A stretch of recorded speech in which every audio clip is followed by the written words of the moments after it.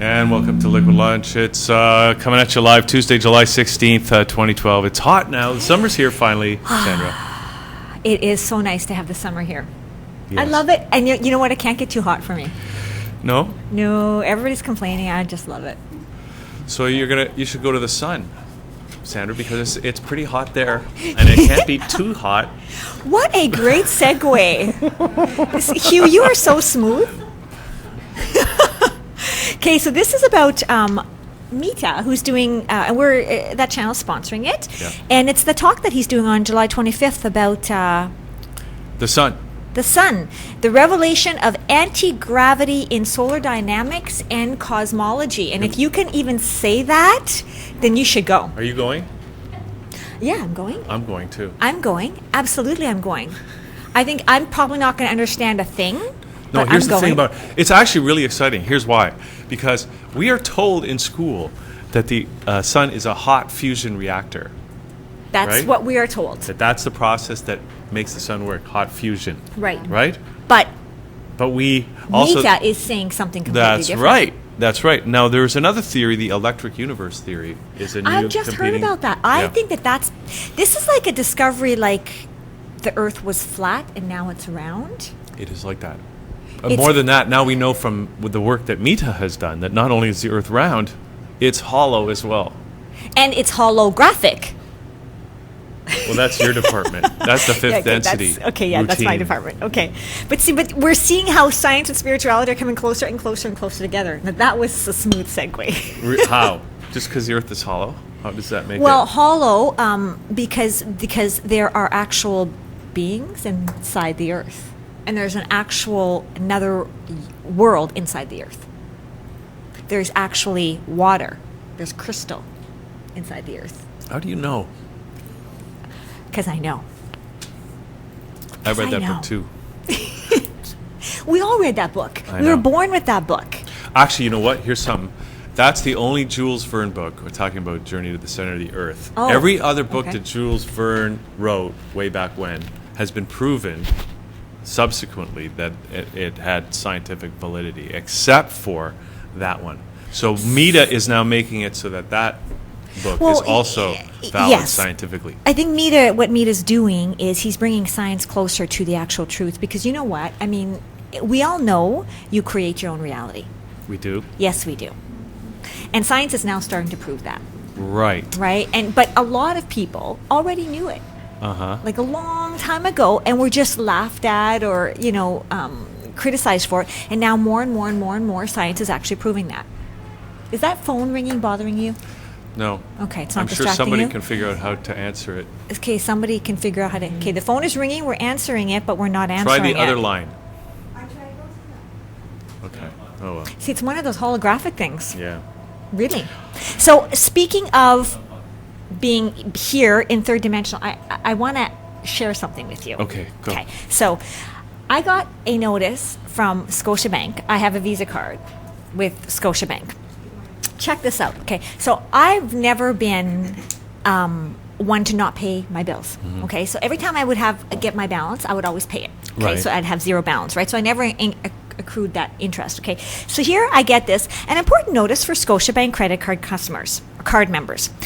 Your current preferred rate of 19.99% That's a good rate. on purchases and 21.99% on cash advances, balance transfers, and Scotia credit card checks is changing. If you miss 2 minimum payments in a row or miss 3 minimum payments in any 12-month period, including making any payment that is returned or beyond the next statement date, so if you overpay okay, then your standard rate, where applicable, will increase 5%. So instead of 19.99%, I will pay 24.99%, and instead of 21.99%, I will pay 26.99%, starting September 1st, 2013. Sounds like a scam. Isn't that amazing? You know what, We Hugh? should phone the bank's president right now. Why are they doing that? I don't know. besides And I mean, ripping you off? I'm a good customer. Yeah. I'm a stellar customer. I have never ever, not paid. So it's phenomenal to me that they would actually. Isn't 19.99% enough? 20? Like, is this bordering loan shark? Mm-hmm. Like, some people have said that this is like legal loan sharking. Why is it the banks always make money? No matter how bad the economy is doing, the banks are always reporting increased This earnings. is probably why. Because they do stuff like this. Pretty soon, I mean, it's going to be 50%. Like, that's just insane. And they contribute nothing to society. So you know what? Why don't we come up with our own bank? Well, here's what you could. A few years ago, you could create your own credit union. A few credit years union ago. is a bank that's owned by its depositors. What a great idea. But they made it more difficult. They've raised the bar so that it's really difficult to actually start a credit union. Plus, the other credit unions have all been amalgamated, and now they're So big they've been bureaucracies. consumed by the bank? In a sense. Well, we'll see about that. Okay. So you want to get busy with the show? Yes, I do. Okay. So Marcus is here from Unity Charity. We're going to be talking to him all about that. I'm very interested in knowing what that's about. I love the name. Yeah. Also, Karen Lefave is coming on the show. Lefave. No, I didn't write down what it was, but she's got some woman project. Oh, I'm all about Which is that. right up your All alley. over that. Sean Dalton will also be Oh, here. Mr. Passion Politics. I think we're doing the Literary Critics of Multiculturalism Part 3 today. Wow. I wonder how many parts we're going to have in this. But we're going to start the show off. Valerie Shearman With a is very here. talented two ladies. And the Superstars contest from last year has now Yes. has a winner. It's finally done. Augusta Campoli, who's also here. And in fact, before we get to the interview with these guys, we have a performance from Augusta. Heard her in rehearsal, and we were shaking it. So let's watch Nikki this and I now. were shaking it. And we're going to come back with Augusta and Valerie as Liquid Lunch gets underway. Be right back. So this is a song I co-wrote with a good friend of mine a little while ago named Zach Warner, and it's basically about the struggles that teens face when they're put under the spotlight of society. So I know I can definitely relate to that, so this one's called Honesty. Thank you, Val.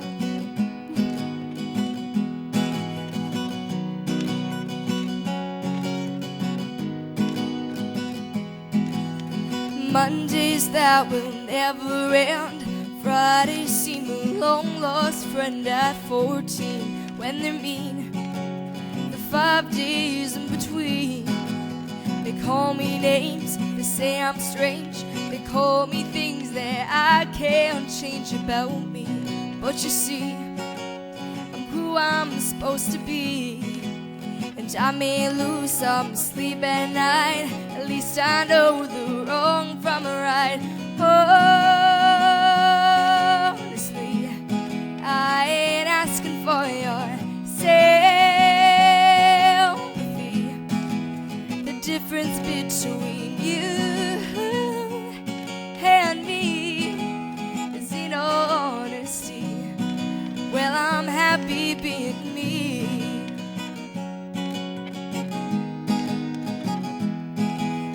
Tell me all about sticks and stones. Hearts can break like broken bones, and scars that won't heal I've learned to conceal. Faith in armor, truth to shield. Love defines the battlefield, and you reap what you sow. Now watch my garden grow, and I may lose some sleep at night. At least I know the wrong from the right. Honestly, I ain't asking for your sympathy. The difference between you and me is in honesty. Well, I'm happy being me. And on my hardest day, the meanest things you say, no matter what I go through, it will always be honesty. In honesty. Honestly, I ain't asking for your sympathy. The between you and me is in honesty. I ain't asking for your sympathy. The difference between you and me is in honesty. Well, I'm happy being me. Thank you. And I'd like to give a big thank you to my backup dancers over there. And we're back here on the show, and Augusta, that you was are Augusta, phenomenal. and she's joining us here. Well, again, just for conversation. Now that's Augusta on the left, and Valerie on the right. And I know they look like mother and daughter, but they're not. So this was not a fixed contest. My daughter, long lost daughter. Well, okay. So we were joking, Val, before that because you guys look so much that's why that's why won? Augusta. But I've seen Augusta perform before because she was there the night that I was helping to judge the contest, right? And I remember that song, which we'll play later probably. But the my so-called social life, yeah. which we'll play later. But so anyway, so what happened? How did Augusta come to win the contest? Well, as you know, it had talked about segments. This had gone on a long time, and then coming over Christmas, and then we had that big hiatus in between. Then we picked up at the semifinals and going into the finals with Errol Starr and myself, and all the great judges, including yourself. Thank you so much for coming out. We had some great talent, like some really good talent. Like when you were there on the semifinals and the finals, but there were so many great performers. We had a great band. The Reed Effect were one of our second prize winners. The Reed Effect. The Reed Effect. I know them. They're They've been on the coming show to too. Yeah, they've been on the show, and then we had of course Augusta. So we had some really good talent and great songwriting, great creations these folks have gone through, and I'm really proud to bring Augusta here. Like we said, this is going to come. Well, wait, I just want to say, because, I know you weren't there that night, but I some of those acts, and we're going to talk about Augusta and to Augusta, because I know that when I heard my so-called social life again, just now, it was like, it was really triggering it, because it was still memorable from hearing it the first time at the contest that night. Yeah. And I was thinking, this has got hit factor. It does, yeah. Oh, thank you. Actually, I think both of the songs that I heard you in rehearsal Yeah. have the whole hit thing Yeah. going on. Well, okay, yeah. so let's talk about that a little bit, because now, did you write both of those songs, Augusta, with Zach Warner? I did, yep. So, first of all, what was that experience like, and how were you able to hook up with Zach Warner to actually write these songs? Well, I actually met Zach through Valerie, through one of her other competitions. So I'd been with Zach and writing with him for about 3 years, and just the whole writing process with Zach is just really fun. It's just really chill. We just sit with our guitars and we just bounce ideas off of each other's heads, and it's just at the end of a session. Like, I think we came up with both songs in about like 2 hours, and at the end of like a 2-hour session we have 2 really fun songs. Okay, so that first song that we just heard, which was called, what was it called? Honesty? Honesty, yeah. Yeah. Now, did you write the lyrics? Or how did that work? Who writes what? Like, how did that, and what's how the did it work with collaboration? Oh, I'd say Zach? it's pretty even. Okay. It's pretty even. So how did that work? Who was playing guitar, and or did you both have guitars, or? At that time, I was a very unexperienced guitar player, and I was like doing the 4-chord thing with the G, D, E minor, C, and I was like a very simple guitar player. So at the time, I was playing guitar, and Zach and I were just throwing lyrics in the air, basically. Okay, so Augusta, you make it seem like anybody can do it. Is it that easy? You know what? I think if you have a good enough experience, and if you've been through an experience good enough to write about, I think anybody can write. See, that's really encouraging. That is really nice. For sure. Because if anybody just kind of taps in and is true to, I guess, their own feelings, nothing is impossible, right? Yeah, well, yourself as a bass player, and you get together and you jam some ideas, and both people are playing guitars, and I think that's what Augusta's talking about. Zach and herself would be plunking around on a guitar, and then you'd hit on something that's quite memorable, and then you kind of carry it on from there. Doesn't get much more organic than that. No, exactly. So it would take a couple of guitars, and or somebody playing guitar, somebody singing a melody over some guitar chords, that kind of thing. Well, I mean, God, after watching you play, I would never know that you weren't that skilled at playing a guitar. I thought you'd been playing it for a long time. It looks very natural for you. Yeah, it's fun. I've been playing for about 2 years. Yeah. Wow. I taught myself, so. Wow. I have that's to go back amazing. in time because when we started the Rock Pile with Toronto's Superstars, and actually when we first met Augusta, when she was in one of that last contest, she's been with us for quite some time, she was singing classical music. So she came on doing like big stage productions, that kind of thing. Yeah, it's like all that kind of stuff. And then somehow it kind of changed into her playing something. I wanted to bring her down in key a bit, and then she ended up playing some country. Her passion was for country. So kind of over these past few years, she's changed a little bit. But it's all for the great things that she's been doing. It's evolving, right? Yeah. You're a butterfly coming out of the Yeah. cocoon thing, right? Exactly. So where is your passion now? What kind of music, Augusta, are you at now? Oh God, it's in country all the way. Like I want to get to I'm at this point now where I really want to move to Nashville and pursue a career in country music. So who would be somebody you would idolize from in the country arena? Ooh, I actually got back from Nashville last weekend and actually saw Carrie Underwood perform at the Grand Ole Opry. So after seeing her perform at the Grand Ole Opry, it made me kind of think, that's something I want to do one day, and so I totally look up to Carrie Underwood for sure. But is she country? I mean, is she considered country? I consider her, pop, I think. yeah. I find that nowadays it's not so much country western. It's more it's all crossover, like country pop, country rock, country rap now. Get out. You got country rap. Who's doing that? Jason Aldean. Oh girl, I know you used to the same old saying, but we ain't floating in that boat, no, we ain't driving that train. Like it's so like. Okay, those are country lyrics. Yeah. See, there's something about It's a hip-hop country thing. lyrics. They're country lyrics. There's always a pickup truck, right? And when the artist wears a cowboy hat, that kind of gives it away too. That's right. Pickup truck, cowboy hat, and a dog. Now, does that mean you're going to wear a cowboy hat in the future? You know what? I used to. You did? I did. Well, wait, where are you I from? did. I'm from Richmond Hill, just like 15 minutes away from here. So if I were to perform in Toronto and wear a cowboy hat, I think I'd get laughed at. I know, like, it's okay in Calgary to wear a cowboy hat, but in Toronto, it's a little... Even in Calgary for me, if I went to Calgary, like, I'd just be like, I've got the boots, that's good enough for me. Yeah, you do have the there, boots, yeah. actually. Show your Hey, boots. Show your boots. Can interesting. you lift them up until we can see them? There they are. Cowboy boots. Black. Okay, anyway, they're there. Okay, she needs to take a little bit of yoga.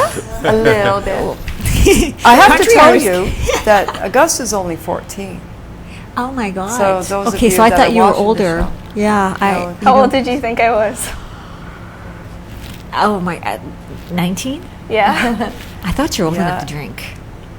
Why did you think that? Is that drinking age? I thought it was 21. No, it's 19. I thought it was 19? 14. Okay. It's Okay. 14. 21, 19, I can't tell. My God. You know what? No, it's not the look. It's the persona. Yes. Yes. She has a very mature persona. Yes, she really does. Yeah. But just And when I also met her, it she takes was a lot of 11. nerve to do what you're doing. But then sometimes, youth actually gives you that nerve that you don't get as you get older, That's right? right. You're right. So, Wow. Augusta, why are you interested in becoming a singer or songwriter? Like, what was it that got you interested in this originally? Well, ever since I was All of our faults. You exactly. came out singing? You were born singing? Pretty much ever since I was younger. My dad, he plays guitar, so Okay. ever So since you I have was music. younger, yeah, Okay. he'd be playing guitar around the house, and he just kind of got me into music. And I think it's just great to be able to express yourself and to be able to connect with other people through music, through an art that's very. Do you have brothers and sisters too? I have a 25-year-old brother. Yeah, he sings in the shower. That's about it. Where it all starts. And your mom? Yeah, my mom, she's into country music herself. Okay. Again, she sings in the shower, in the car. We'll duet sometimes. Okay, I'm just thinking, why don't we take just a quick break? We'll play that other song, which is the My So-Called Social Life, Yeah. which Right is, on. when you hear it the second time, you know it's a hit. So let's All watch right. this now, and we're going to come back and continue with Augusta and Val. We'll be right back. Yay. This is another song I wrote with Zach Warner. Nice guy. And we can both relate to this one because this one's about how you can walk into your middle school classroom and have absolutely no friends, but when you walk into, when you look on all of your Facebook friends, you have like 4,000. So, yeah, I know my aunt's looking at me like, I can relate to that. You wrote this about me, didn't you? This one's called My So-Called Social Life. Shake it, Sandra.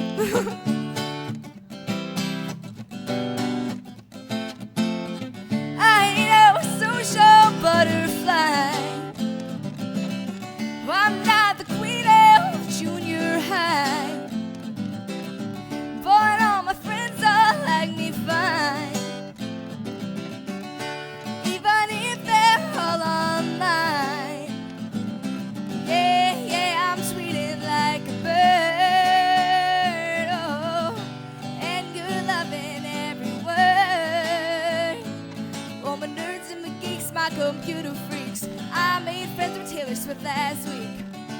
In my so-called social life, you can LOL, well I don't care. You can click on like and you can click on share. In my so-called social life, my social life.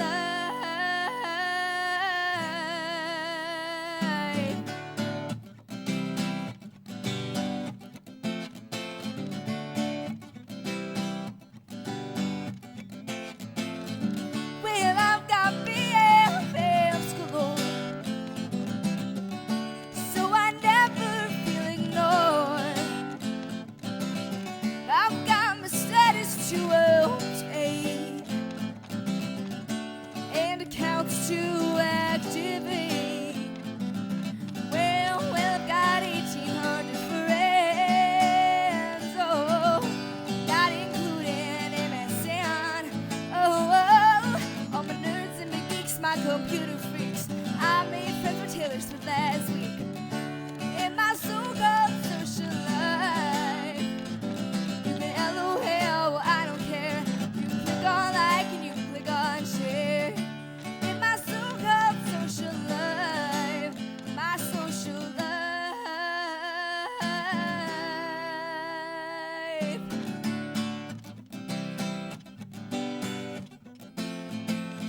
Get your hands up in there.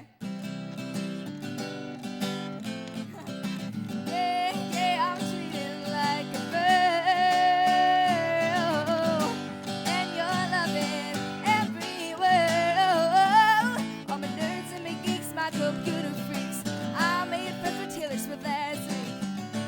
In my so-called social life, you can LOL, well I don't care.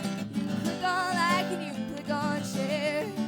In my so-called social life, and my nerds and my geeks, my computer freaks, I made friends with Taylor Swift last week.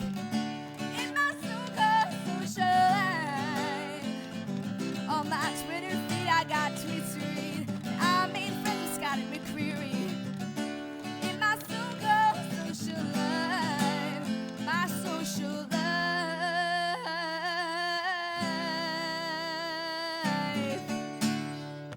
Thank you. Thank you.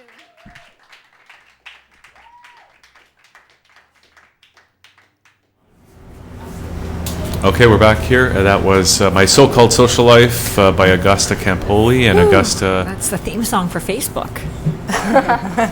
is here right now with Val. And Augusta, so now that you've won the contest, what are your plans besides going to Nashville, of course? Besides going to Nashville, That's pretty a big. But, okay, the Grand That's Ole a big Opry. one. That's the plan, right? Grand Ole Opry's in Nashville. That's what I'm saying. That's the right. plan, to play there, to go Yeah, back I'd and love play to there. just keep doing what I'm doing, keep doing competitions, keep finding places to sing at. I'd like to eventually move to Nashville and maybe just gonna try to get out there and maybe I'll perform at the Grand Ole Opry one day. It's my dream. That's a great dream. Now, what about releasing a CD or anything of these original songs? Any plans to do that? We're working on that, but for now you can get some of my original tracks on www.augustacampoli.com or on Reverb Nation. And people, I also got Twitter recently, so if you follow at Augusta Campoli, that would be much appreciated. I'm desperate for likes on my Facebook fan page as well. Okay, cool. So people, are there links to all that from your Augusta Yep. Campoli website? So people could just remember that and go there and Awesome. get your songs and follow you on Twitter and all that kind of stuff. All that social, my so-called social life. Life. Yeah, exactly. Yeah. There it is. You start and you social life. It's a lot of work to be social on those things. It is. God. It really is. It is. It's a job. Now, Val, so what are you doing? Because I know we've got a video of your new single, Yeah, new right? single, Coming up, we're going to play in a Broken-Hearted. few minutes. But what else is happening? Absolutely. Well, the band's playing a lot around Ontario. This coming weekend, we're playing in Niagara Falls at the Hard Rock Cafe, across from the casino. So And the those band of you is who are gonna- called? Valerie and the Dreamcatchers, but Okay. we're doing an unplugged thing. Okay. And it's in correlation with Hits FM in Niagara nice. Falls. So the single has been released across Canada. We're doing really well. CBC picked up the whole album. Wow, that's great. So a lot of things have been happening since June 16th. We've been selling lots of CDs, and those of you that are interested in getting a CD, you can just go to our website, ValerieandTheDreamcatchers.com, and you go under store, and we've been picked up by Maple Music Universal, and you can buy the CD online. Wow, and they'll that's mail wonderful. one to you. I'm very proud of my mom. Thank you, your daughter. Well, that's excellent. That's really exciting. Yeah, so the band's out there playing a lot. I'm really proud of the rest of the band members because they've really put their whole hearts into this whole project. It takes a lot of work. And No kidding, when you're yeah. a band, you're a team. It's like playing any, sport. You see each other more than you see your spouses, right? Honest to goodness, you really do. Yeah. So it's been a real move forward. So we plan to do another video as well. Now, are you guys So- going to tour across Canada? Is there any plans Yes, for that? we do plan to go across Canada and work our way through Vancouver, but because of what happened in Calgary, there was a bit of a setback because that. So we're going to try to do a tour in September Okay. to promote the CD. But on radio, the song's doing really, really well. Great. Which It's, song? Broken Hearted. Do you want to just I tell the know story that of the song. song? Okay, Val? the story of the song is ages ago, my husband, Buzz Sherman from a band called Moxie, he passed away in a motorcycle accident. There was alcohol involved, and so for a long time I couldn't speak about it. But if you know the correlation between Mothers Against Drinking and Driving, I was the first ever interview. I was working at a record company called Arc Sound Records. I was the first ever interview about that. So it was about 20 minutes long, and that's how MAD started to come across Canada. Wow. And so that was in 1987. So Mothers Against Drinking and Driving was a big campaign that took off across Canada. It was supported by Q107 and other radio stations. I did do the interview for Q107. It was called Rock Against Drinking and Driving. And so it took me many years to kind of put this together and have enough courage to write the song. I co-wrote this song as well with Peter Melitos about hitting home with the dangers. And so it's about loss, but regaining your strength and carrying on. So that's why the video is kind of in conjunction with that. So It's a do you story. find this actually healing? I really do. Yeah. I do now, because for a long time I didn't talk about it.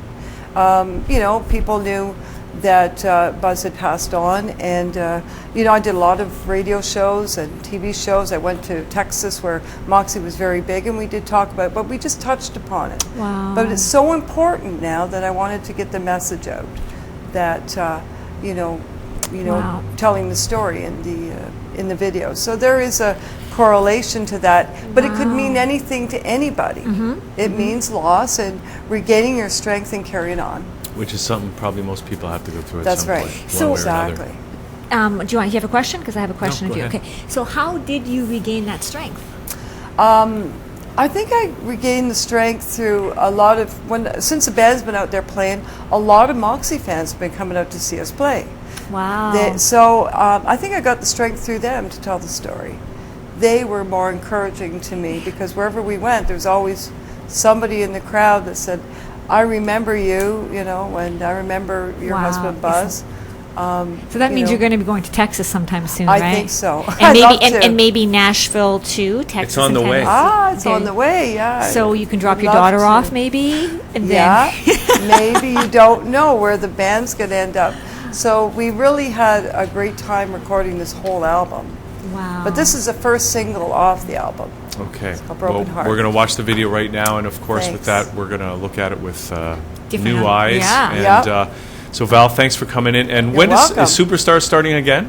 Superstars, we're going to regroup, and we're starting again probably not until the middle of winter, right after Christmas. Okay. So right around the new year. Okay. We're just, so any sponsors that are out there that would like to be involved in the next talent contest, because I definitely for sure, Augusta's going to be back there performing and maybe be a judge for us in the next one. That would be fun. So, It is fun. 14-year-old judge. yeah. Okay, She'll be 50 by then. so people yeah, can 15. check that out, superstars.ca, right? Yes. With a Z, That's for upcoming dates and Superstars details. with a Z. And of course, they can go to your website, ValerieandtheDreamcatchers.com. Yep. Right? Absolutely. And AugustaCampoli.com. They can get their hands on some of your original music, which Definitely. is great. So thanks, guys, for coming in. Thank you, guys. And thank you for sharing your Congratulations. talent. Thank Wow, you it's so much for being amazing. sponsors, supporting us. And as you can see, it's for a great cause, great talent coming through. Absolutely. Thank you so much. Thank you. Okay, guys. So here's the video, Valerie and the Dreamcatchers, Broken Hearted. And we'll be back with Marcus. And we'll find out all about Unity Charity when we come back here on Liquid Lunch. We'll be right back. Promise you're never gonna leave me. What if I die? What if I die first?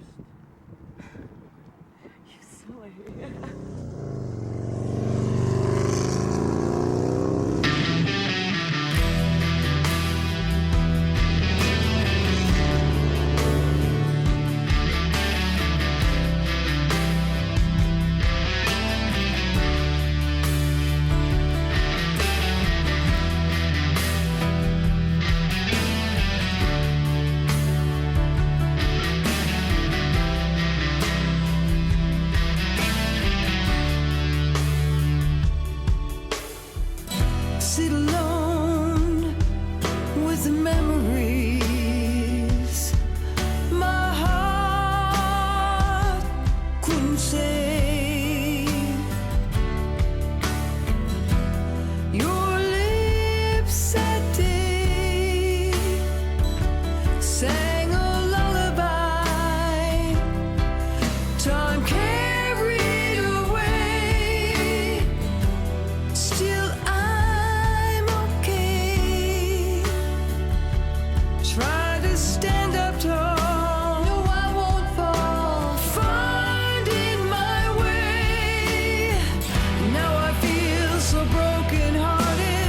Living in a world that I never knew. I never knew I'd live without you. I call your name and know you're out there. Living in a world that I dream of you. I dream of you.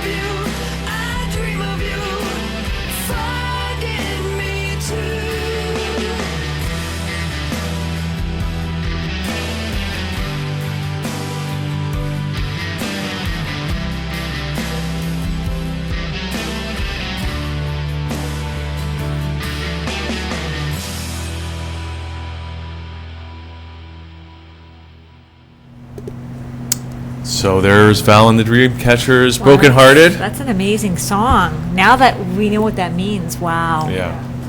Yeah. Wow. I imagine she must have been very angry for a period of time, eh? I don't know. Because I guess that's useless, right? It's so not necessary. Yeah. Wow, it's a beautiful song. Nice job. Okay, so we've got Marcus Lomboy here now from Unity Charity. And Marcus, welcome to the show. Hi, Marcus. Thank you for having me. I'm glad to be here. Love your T-shirt. It says Unity on it. Thank That's you. what it's all about. So let's find out a little bit about Unity Charity. So Unity Charity is actually a non-for-profit organization that uses urban arts, which is breakdancing, beatboxing, which is vocal percussion, it's graffiti art, and emceeing or spoken word poetry. So we use that to kind of hook students, engage them in something that they're passionate about, and then we kind of give that to them as a means of expressing themselves or expressing stress, things that they're worried about, problems that they're having, and it's just kind of it just gives them that open space to deal with it on their terms. And then through that, we engage them and empower them to become leaders and role models of their community. So you said students. So Yes. Is this targeted towards youth? Yes, it's definitely a youth-led organization. Okay.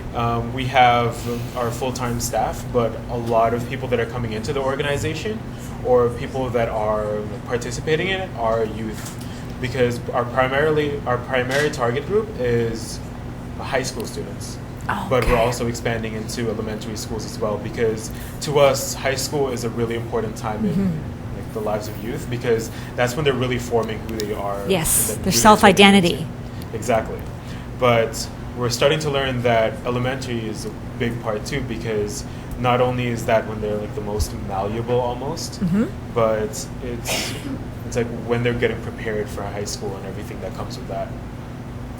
So what's the need that you guys are trying to address of youth in the community and the community itself? What's the problem that you guys are providing a solution for?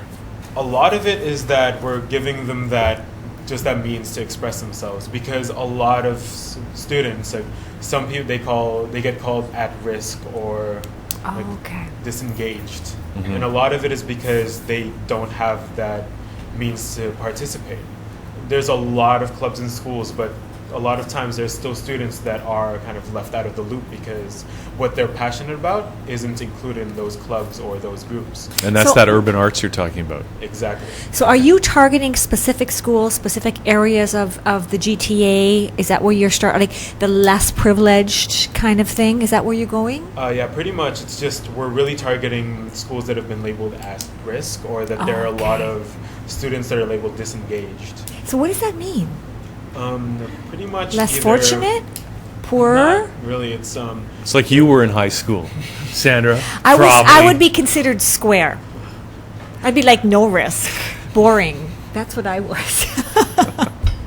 well, I don't think so. the thing about that is just finding a passion that ignites them. So And- I'm thinking you'd be going to places where crime might be higher because it's maybe lower income areas.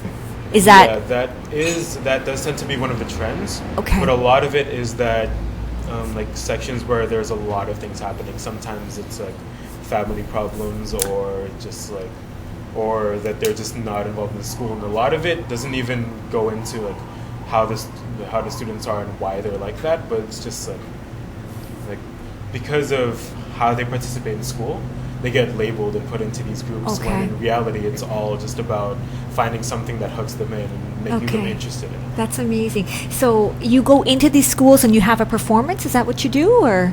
Yes, we actually have different programs that we put on. One of it is a Unity Day, which is when we basically take over a school for an entire day. That's We amazing. do- They let you do that?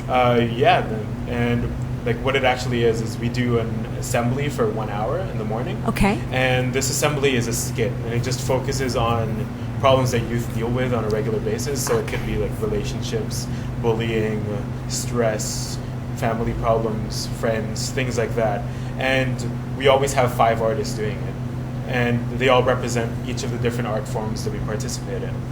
And we tie in all of those artists' personal stories. So we put in how they got there, what they went through, And the biggest thing about that is that it really just connects to the youth, because they're thinking, oh, these aren't just these speakers that are coming in to just talk to us and throw their stories in our face, but they're relatable because they're their stories as well, and they're going through that at the moment. And then, so we have that hour-long skit, and then either partway through the morning or in the afternoon, we do 2 workshops with the students, where certain groups of students, they're allowed to come into these workshops, and then we teach them our art forms. So there could be groups of 25 students and 4 different classes. And we'd be teaching them emceeing or spoken word, we'd be teaching them breakdancing, we'd be teaching them graffiti art, and we'd be doing beatboxing as well. Wow. So what has the response been like, both from the students and from the actual schools, the teachers, principals? Oh, it's been amazing. It's just that because when we come in, it's just so fresh and so relatable to them, because they're young, and the fact that our artists are all like early 20s, late 20s, some of us are still in our teens, and just that alone just really hooks them, because they're thinking, oh, that's almost Wow. like they're still on our level. Yes, yes. We're not on a pedestal or anything, and like they just get really engaged from it because they love what we're teaching them. They're learning all these new art forms that they can do. And then the big thing about Unity is that with the art forms that we teach, we're teaching them like skills and art forms that you don't really need that much to start. Like at the most, breakdancing, you only need your body. And Yes, music. yes. For graffiti, you just need paper, pencils, that's it. And spoken word and emceeing, you just need like paper and pen, same thing. And for beatboxing, all you need is your mouth and being able to make sounds with it. That's amazing. So what do you do, Marcus? Are you one of those artists? Yeah, I actually am. I'm a spoken word artist. So what's your story? Were you an at-risk Well, maybe youth? he could do the spoken word poem to show us what his story is. Can you do that? I could actually, yeah. What do you think? Sure. Right now? Right now? Yeah. Okay. Just warning you, it's long, so How long? it's 3 minutes. That's okay. So I came from halfway around the world and from the other side. Kids were cracking yolks for a future so they never see the sunny side. Stagnant developments, basically the mummified, things hard to picture, just imagine that you're colorblind. So you've got gray skies, great floods and stubborn skies. Think the rain will never stop, then the sun will rise. Bird songs in the trees, blue skies, seeing butterflies, but even when it's clear, you can hear another mother cry. One kid's crying because he's hungry and another because his brother died. Thunderclap, thunderclouds, youngins better run inside. See, the government's corrupt, so justice is always undermined. Earthquakes cracking as a pulse in the waters, they all come alive. So we cross the Pacific Ocean. Say goodbye to the summer vibes, but can't find out the poor streets aren't the only place on this earth where the struggle lies. See, opportunity's hard to find, it's a fact that never televised. I said this wasn't what was promised, but the devil says I never lie. I said this ain't new to me, but truthfully, it's always us against the other guys. See, they complain about our class, say, oh, you think you're funny now. Above me, I've got thunderclouds. They used to write me off every time that I would come around, but subconsciously they're telling us we're diamonds in the rough, the way they try to keep us underground. See, I'm from the Philippines, so I'm more than just the shape of my eyes or the tint of my skin, have more than crimson in my veins, but I keep it within. I'm from the Philippines, a country once ruled by Lacans, meaning paramount ruler, Rajas, governors, now presidents. Ruled for thousands of years by natives on thousands of islands, traded with the Chinese, colonized by the Spanish, property of the Americans, occupied by the Japanese. You call me Asian on general principle, but my blood carries ultraviolet between my fingertips. We had no choice in that. Even had religion fed to us in the palms of Ferdinand Magellan and Miguel Lopez de Legazpi, Roman Catholics in the north, Islam in the south. Even our country is confused in which God to believe in. So we're not in the spotlight here for a reason, because we let them keep us down like it was in season. We're lost out here. We almost have no identity.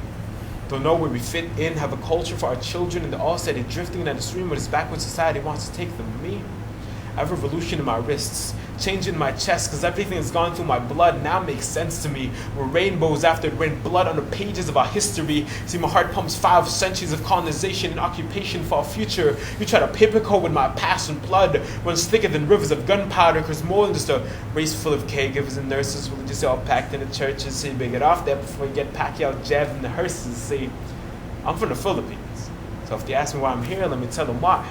They would say I'm fine with shots, but nah, let 100 fly. They think so little of us, so we're always gonna be undersized. It's just a prelude to success, so let me summarize.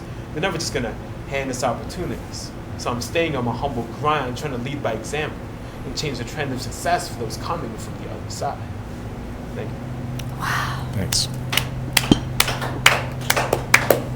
Oh my God. So how did you get involved in the Unity charity, Marcus? How I got involved with Unity was actually because they came to my high school. They did their after-school program, which was one of the other programs that we do, which is where we go into a school, do the Unity Day, and then we ask them to join this after-school program where we teach them the art forms. They get more training in their art forms that they're passionate about. And then the end of the thing is like it's an 18-week program, and they actually design their own Unity Day. So instead of just our artists doing it, we actually have the youth performing their arts and really like putting themselves out there and really expressing it, like not just to the student body, but it gives them that opportunity to just be themselves and show that. Now you've got the Unity Festival coming up, Yes. right? Actually, just this week, right? July 18th to the 21st. Yeah, it's actually starting on Thursday all the way until Sunday, and it's going to be amazing. Now, first of all, where is it? It's actually at 4 different venues. So we have the flyer here, and on Thursday it's going to be the Free Your Sound beatboxing competition. So it's going to be, and all of the events are actually featuring youth. So it's youth participants from all the high schools we've been to, youth that are participating in our programs. So on July 18th, on Thursday, it's going to be the Free Your Sound beatboxing competition. It's going to be at the Virgin Modular. And it's actually going to be featuring Razel. Anybody knows who that is. Razel is actually, he's known as the godfather of noise. He's one of the people that made beatboxing popular on a national and international level. And it's amazing that we're having him as part of the festival.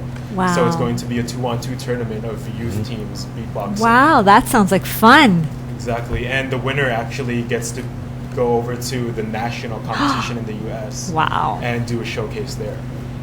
Wow. I have to say, I'm so moved by what you did. I'm just so in awe of that. It was thank you so absolutely phenomenal. I think I understood half of it, but the part that I understood was absolutely phenomenal, and I felt it so deeply. It was just wow. It really blew me away. The biggest thing about it is that whenever I perform that in schools, when we do Unity Days, is that it just really connects to the youth.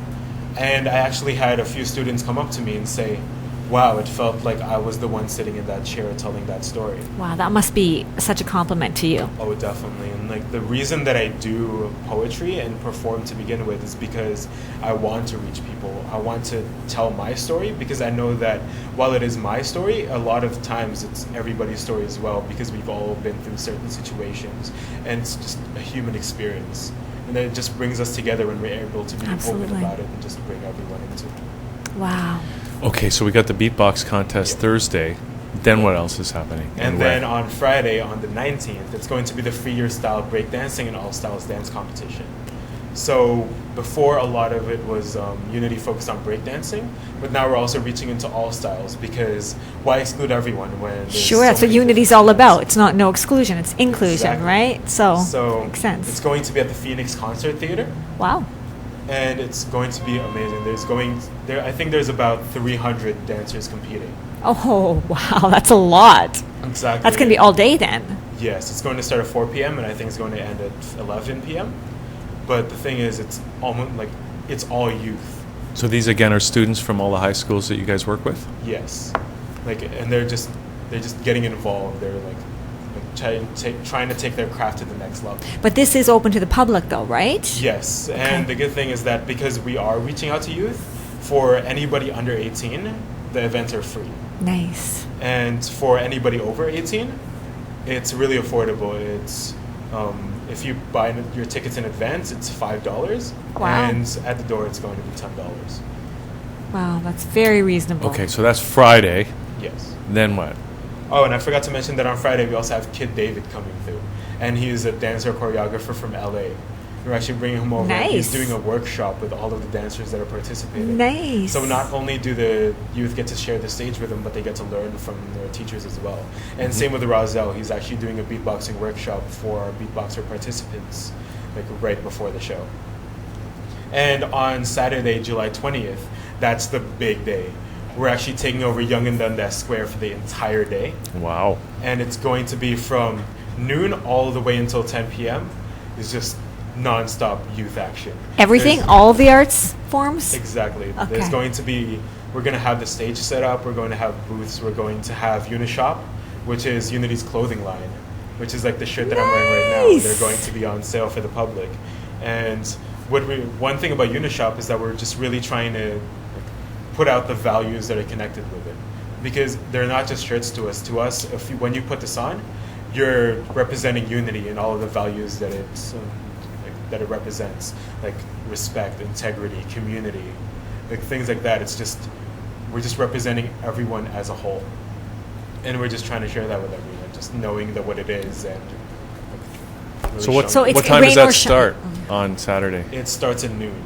Okay. And it's actually going to be, since it's a long event, we're actually having 3 hosts. We're having our very own Testament, who is an MC and artist educator with Unity Charity. He's hosting the first third. Then second third, we have Carlos from YTV. I'm pretty sure like everyone recognizes Carlos because I think he's been on there since I was A long time, yeah. in grade 6. So, and then in the third half, we actually have our host from Much Music coming through and hosting for us. Do you know the name of the host? I think it's Miss Ange. Okay. I'm not 100% Okay. sure. It's somebody from Much Music. Yes. And it's actually going to be all youth artists, and they're all going to be sharing the stage. There's going to be the high school b-boy battles, which is teams composed of youth just from the high schools that we've been to, like participating. They're all going against each other for a title.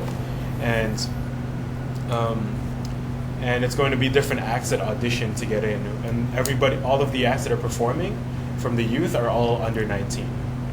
And there's going to be bands, there's dancers, there's beatboxers, there's singers. There's a lot of different acts, and it just kind of encompasses what Unity is really about. Beautiful. And we have our headliners coming through as well. We have Toronto's own Rich Kid, who is a rapper who's been putting in a lot of work in the local scene. We have Lazy Legs, who is a b-boy, and he's actually like a really inspiring story.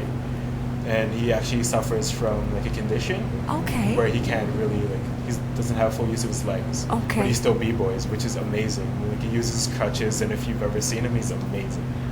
Wow. And we also have Scott Jackson performing, who is Okay. one of the biggest beatboxers in Canada. He's actually the national champion right now. And he's an artist educator with Unity, which takes it to another level. How And- did you get all of these guys? You got a lot of people. Yeah, and a lot of it is like us reaching out to them because like we feel that they represent our mission as well. Yes, yes. And like it's just like we've just been blessed with the opportunity that they were free, they were available, and that they're also like supportive of the cause. It shows that people really want to be part of something that's positive. Oh yes, definitely. And Okay, so that's Saturday, but it's the 21st. What's going on Sunday?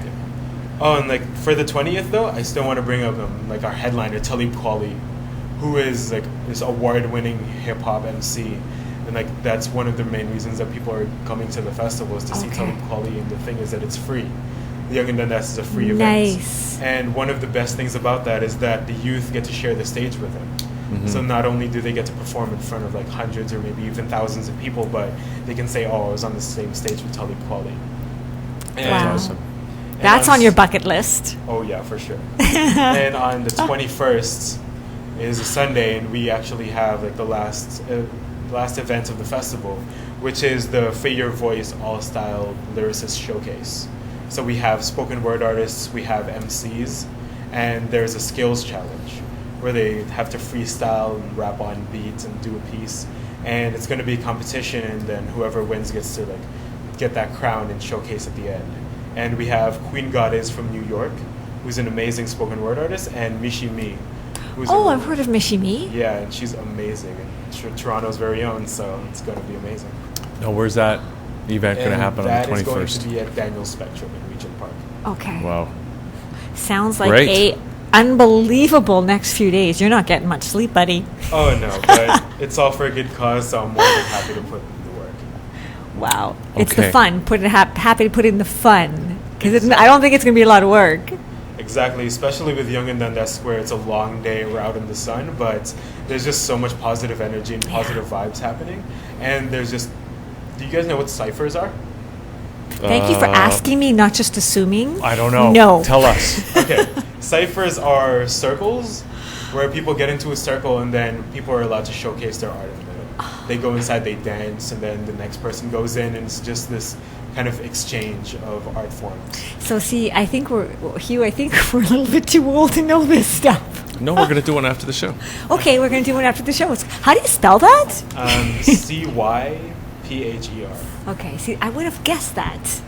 Yeah, I can do the spoken word thing. Yeah, and there's just like dancers from all over, and it's just non-stop ciphering. I've seen 80-year-old grandmothers just dancing along because there's just There's hope. There's hope. All right. Well, you were doing that before. I was. I actually was. We just had to draw a circle around you. And laugh. Wow. Well, Marcus, so this is great. Now, any big plans for the next year? As we start thinking about September, not yet, but soon. Definitely, Unity Charity is trying to expand. We're always going to be in schools in the GTA, but we're trying to be able to handle more because at most we can only handle so many schools. But like do a tour in Ontario kind of thing? Is that the idea, to eventually tour Ontario, or? We've actually kind of been asked to tour around Ontario, because, for example, since we're GTA based, we primarily focus on schools that are around here because a lot of it is like who we can reach. But for example, that can be Kingston or like Hamilton or like Brampton, Mississauga, schools like that. They'd ask us to do Unity Days in their area. And then, for example, we'd go out for a week to Kingston just to go into a school each day and really show them what Unity is about and bring that culture to them. And we're trying to expand nationally because right now we already have programs in Calgary, Fort McMurray. We have some projects and partnerships in Nunavut, and we have Newfoundland. Wow, it's amazing. And we're actually planning on expanding into Montreal and Quebec and Saskatchewan. Okay, so that presents a bit of a challenge, the whole French thing. Can you do your rap in French? No, unfortunately not. Probably wouldn't have the same ring. Yeah, but that's one of the beauty of with the art forms that we possess, because a lot of it, like beatboxing, dancing, you don't need language. It's all in your body. It's all in the sounds that you make. There you go. And it just allows us to reach out to people a lot more. We're not confined by just languages we speak. We're able to bring everyone together into this group, into this community, and there's nothing hampering us because we all just share the same passions. Nice. Well, we got a video. We're gonna actually the video's kind of what's Unity all about. So we're gonna watch this now, so that'll give people an idea. So I guess if people who are interested in bringing you to their school or finding out more about it, or even in sponsoring Unity Charity, they can just check this out. And then what's the best way to get in touch with you, or is there a website for Unity? Oh, definitely the website, which is unitycharity.com, and all of the information should be there. From what I remember, it's just been recently revamped, so it's a lot more attractive now than it used to be. And just come out to the festival to get a real feel. Yes, I guarantee that when people come to the festival, they'll really get a sense of what Unity is all about. Instead of us just explaining it, feel it for yourself. That's the biggest thing. Nice. Okay, well, Marcus, thanks for coming here today and telling us all about it. And we look forward to the festival this weekend. Thank you for having me. And here's the video, and we're going to come back with Karen Lefebvre as Liquid Lunch continues. We'll be right back. As a young person, I was always an athlete. I was always big on sports. What happened was at the end of the tryout, my stuff got stolen. And having this buildup of not necessarily really knowing how to deal with my emotions, I kicked through a window. I looked down at my foot and I saw a pool of blood. And because the glass that I kicked through, it caught my Achilles tendon. So just like that, in an instant, my whole dream was taken away from me. Mission. Unity Charity engages and empowers youth to be role models and leaders in their community.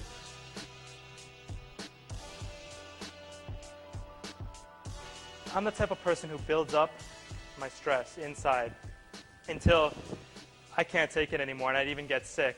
And I was really lucky to have found breakdancing, I say, when I was 13, because I would literally take all the stress and the anger in my life and I would just throw it down on the floor. I would just grab it and just let it out.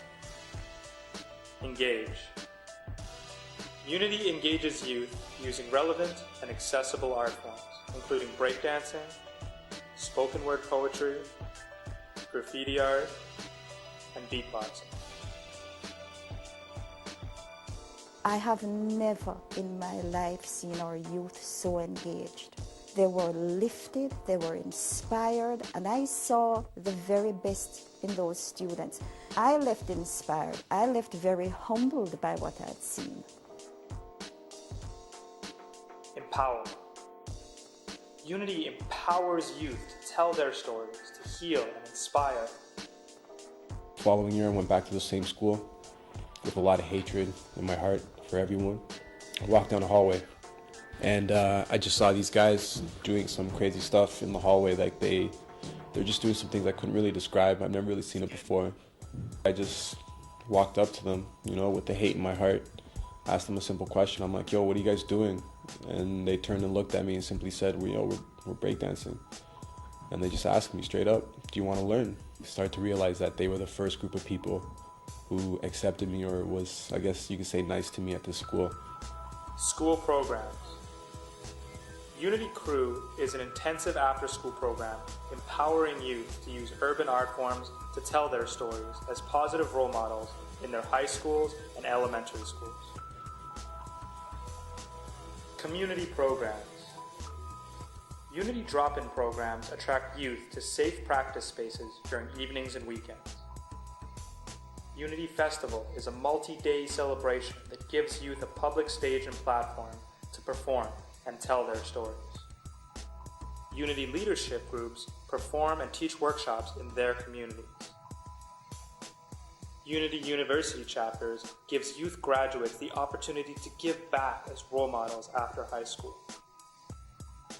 Unity Artist Training teaches youth graduates to become hired Unity facilitators. And those same guys are a part of the crew that I rep today, Maximum Efficiency Crew. They're like my extended family. And 12 years later, I'm still with them, still repping. And they always got my back, and I always got theirs. And without that, I don't know where I'd be. Now I'm the program director for Unity Charity. I've been blessed by Michael Prosserman. He's a good friend of mine. And he gave me this opportunity. And I'm trying to make the best of it. For you. You can make a difference. With your support, we can empower and engage many more young leaders. Join our online community. Check us out on Twitter, Facebook, or YouTube. Don't forget to check out our website, www.unitycharity.com.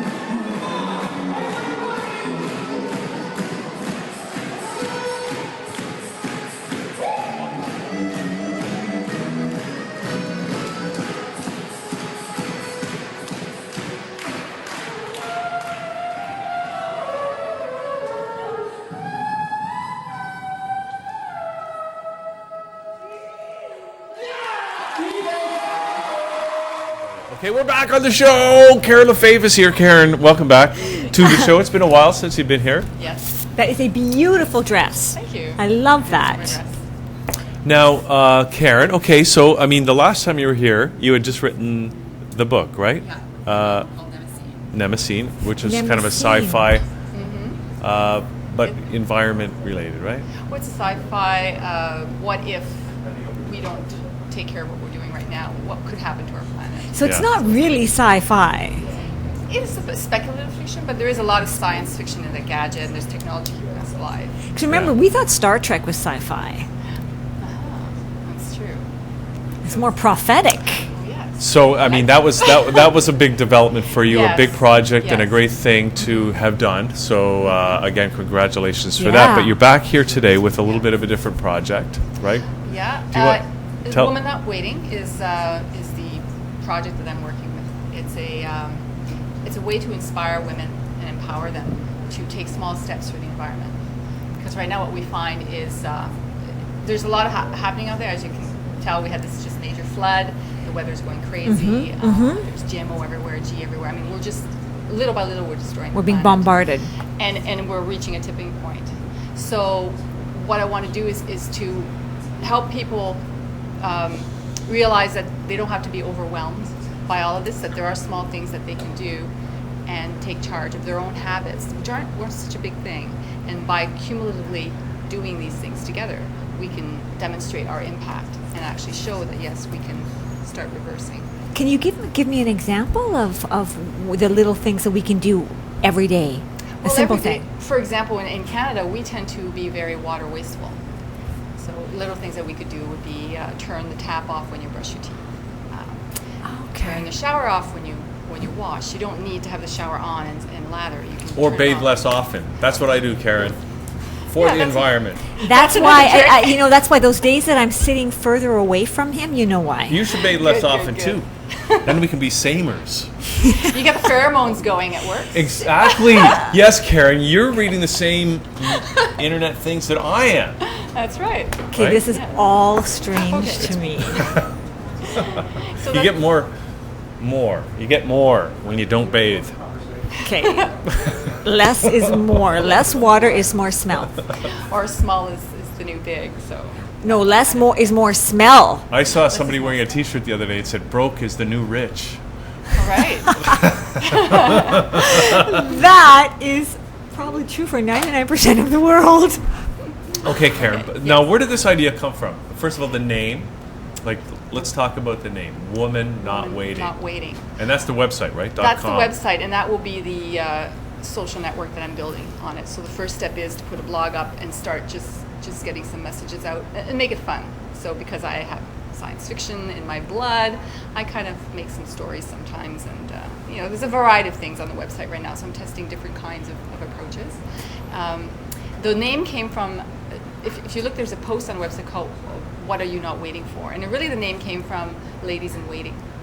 Oh. So the post explains that as women, we're ladies in waiting. We just wait around, we wait for this, wait for that. We don't take charge.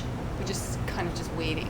So there's the post explains in a funny way how we can turn that around and what you're not waiting for. So it's women tired of waiting. Tired kind or just of- not waiting. Yeah. They No decided, more. no more. We're not waiting. We're taking charge. We're going to do something. We're not going to wait for example, what are you not waiting for? I'm not waiting for the fossil industry to acidify our oceans to the point of complete collapse. And that ties into Nemesine is the premise behind it is my love for the oceans and that our oceans are dying. So that came out of this research that I did for the series. It was more of I've got to do something more. Writing a book is great, fun, but there has to be some action behind it. So the little things I've been doing, getting involved in water projects at different, like Waterlution and Ecologos have a great water docs festival that they do every year now, and they're a great group as well. So getting involved in those kind of things, and then I decided it's time to kind of step it up, and just because it's time. Okay, so it's like you are not waiting.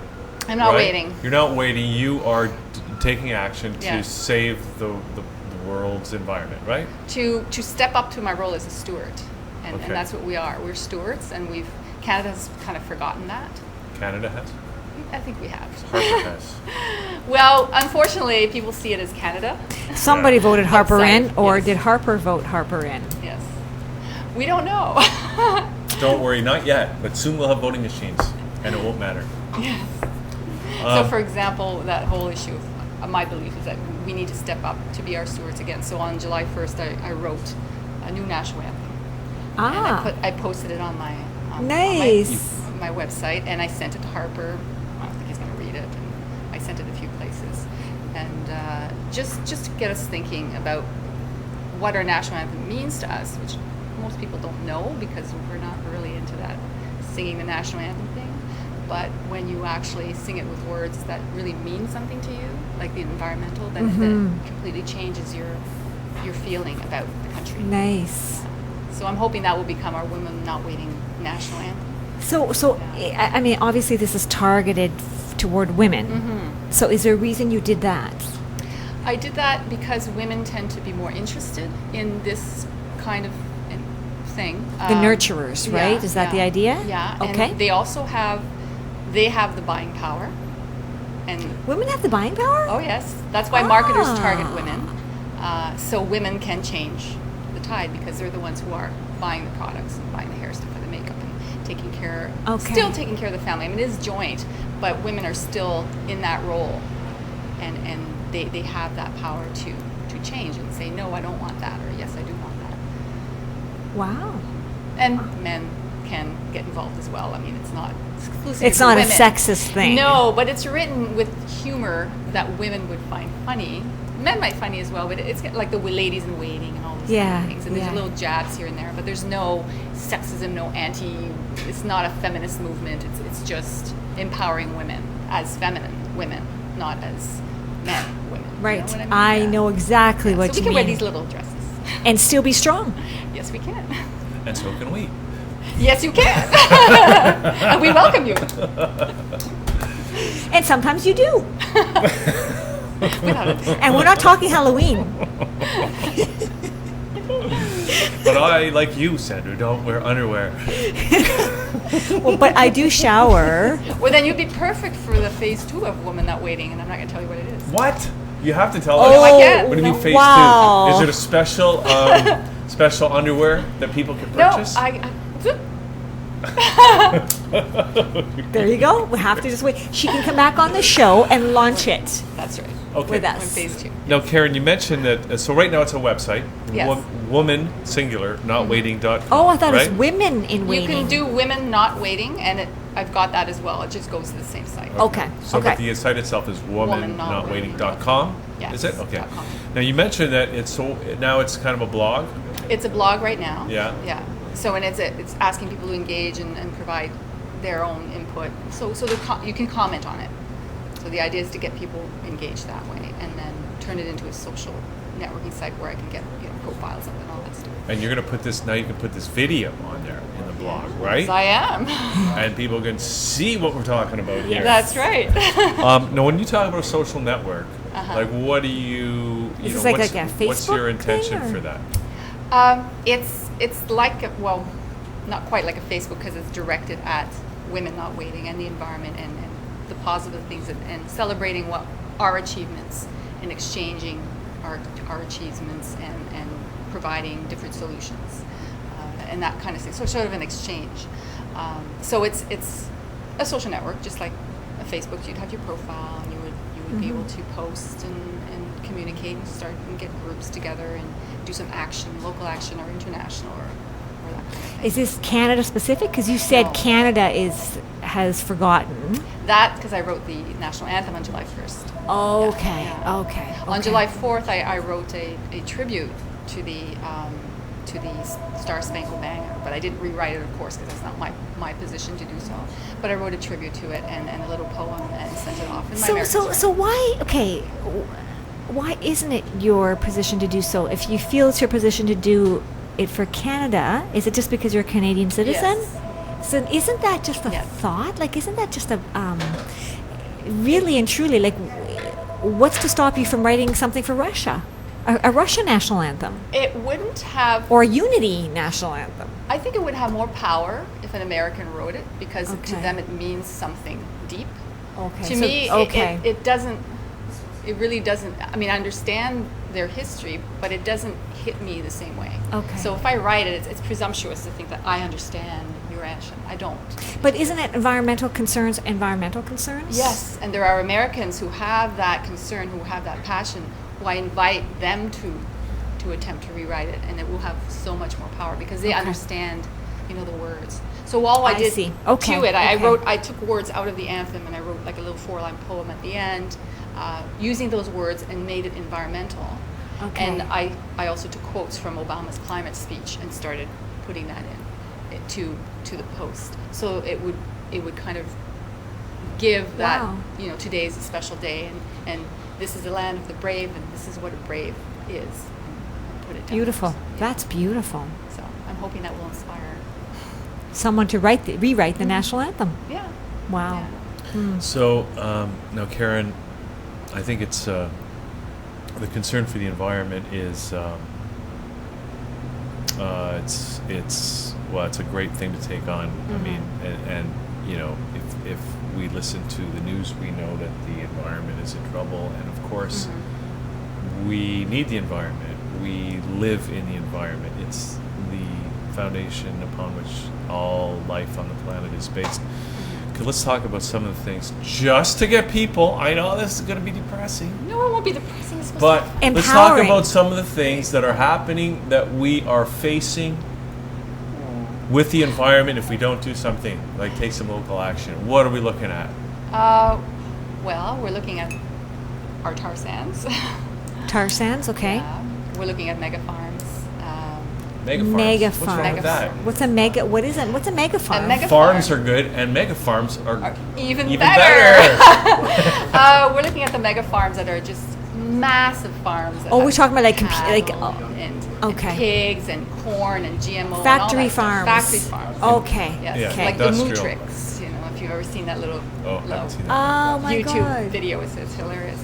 But we're looking at those kind of big farming initiatives that are just eroding our soils and depleting our soils, and then acidifying, well, not acidifying our oceans, but killing our oceans with nitrates, creating dead zones because of all the junk coming off the animals. Not to mention the bad food that is Yeah. not really life-sustaining that we end up Exactly. getting from those mega farms, right? And we're also looking at the GE fish that's going to be coming out very, very soon. GE. The genetically engineered Engineered. fish. Oh, okay. Okay. That will very nearly be out and grown in PEI. So I thought What we kind already of had fish? that. Well, I mean, what Salmon. are they doing to them? they are they've changed their DNA Uh-huh. so that they grow faster, Yeah. like twice the size. So if you see the difference between small salmon and big salmon, Yeah. they grow super fast. So they're like big fish. And are they going to farm them? They're going to farm them. Yeah. Unfortunately, farming is not foolproof. They escape into the wild. So once these fish escape, they're invasive. So they So actually they reproduce with the natural. and then the natural fish disappear, and then you end up having genetically All modified fish in the oceans, and then it ripples effect through all the other. So you can't tell me they don't plan for it to certain fish to escape. I don't know. That's a conspiracy theory. I could maybe touch that on a blog. But, Well, if yeah. you said that it's going to happen, it's not a conspiracy theory. No, it's Like if they inevitable know because that, they're escape obviously now. planning it, They- right? They say, have oh, to we be. it's just like the pipelines. Oh no, they're nice and safe, but no, they keep bursting. They know they're going to burst. Well, humans but they make still do it, mistakes. yeah. We make mistakes. And so but they still do it and say, no, that's safe, it won't happen, and it keeps happening, and I just don't get it. So what? Okay, so when you see things like this, and to me, in Toronto, they just don't stop building condos, and I think, wow, how much more can this city take in terms of infrastructure, in terms of smog, in terms of encroaching on the natural habitat that whatever's left in Toronto.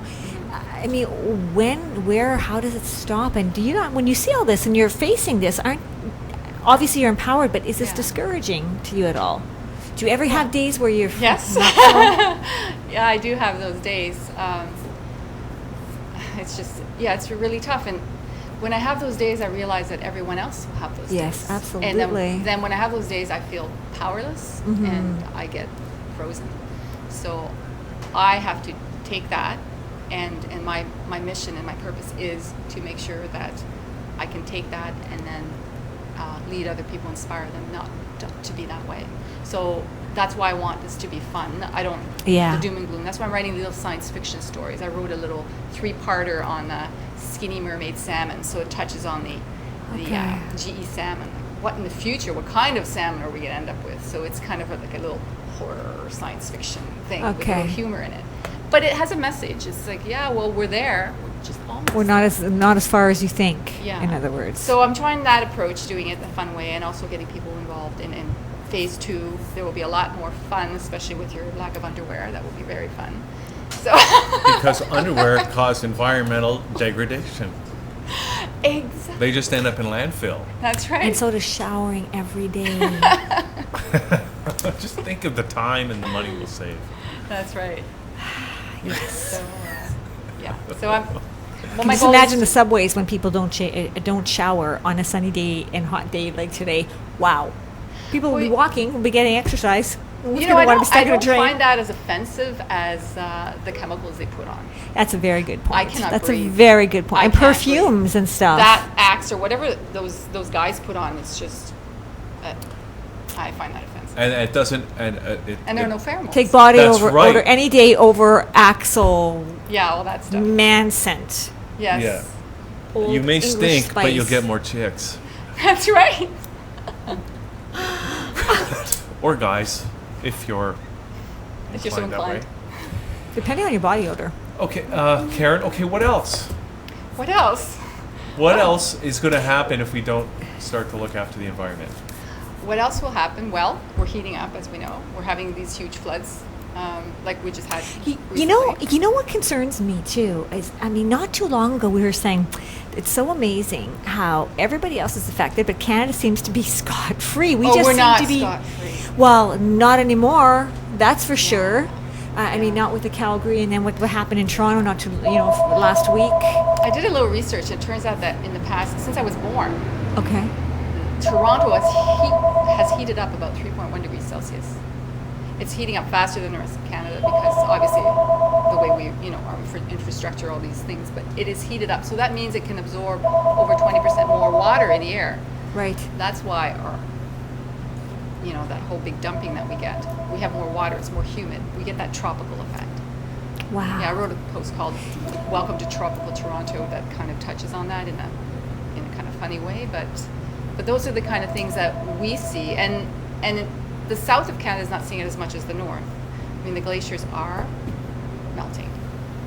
I mean, it's been documented, and there are lots of documentaries. And this out is there. not a natural part of our evolution.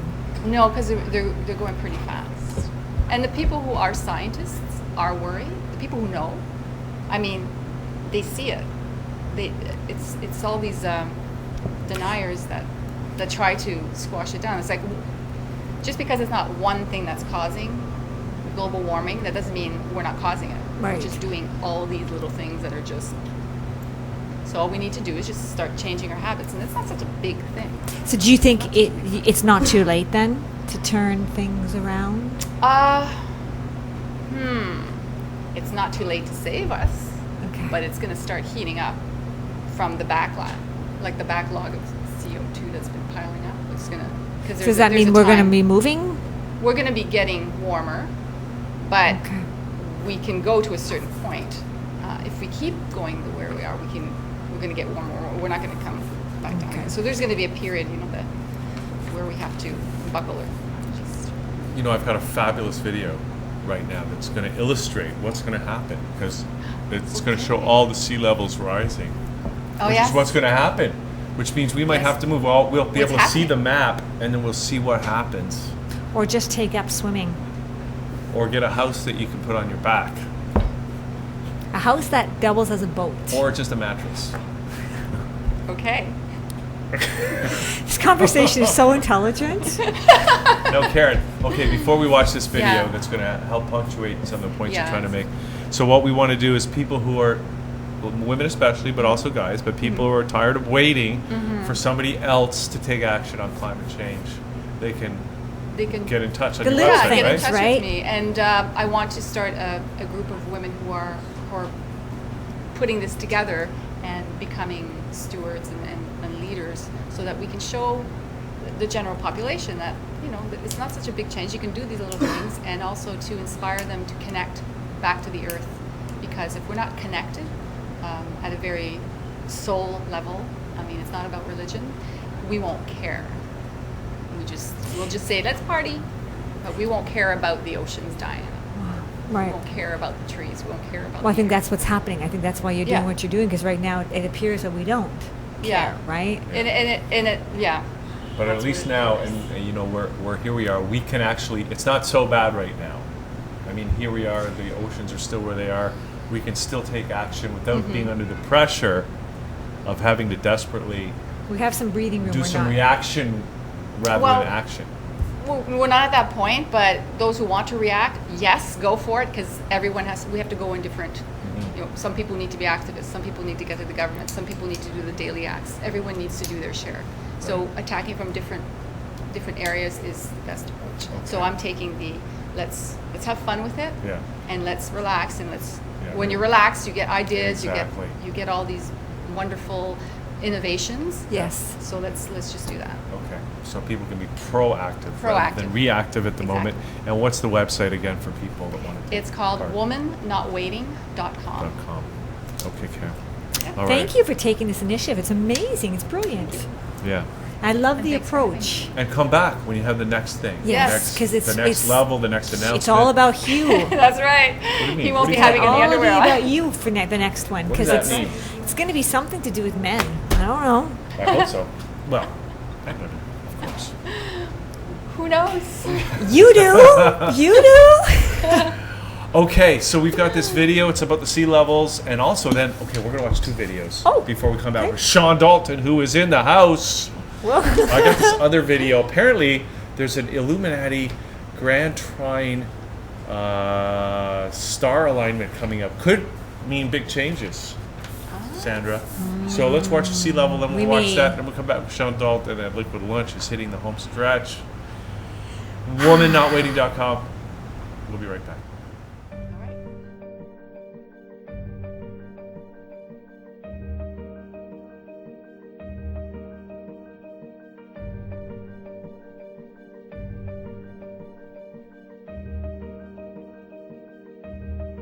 The following simulations depict 61-meter increases in sea level over the next 10 years. This 10-year time period was chosen for dramatic purposes completely unrelated to scientific observations.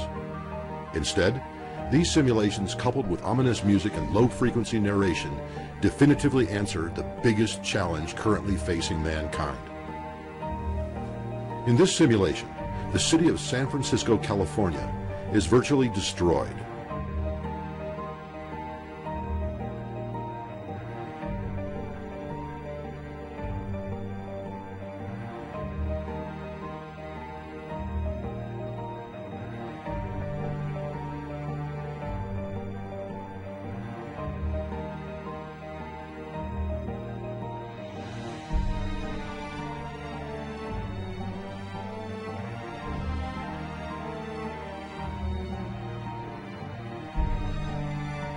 One of the only features left above water within London would be the clock at the top of Big Ben.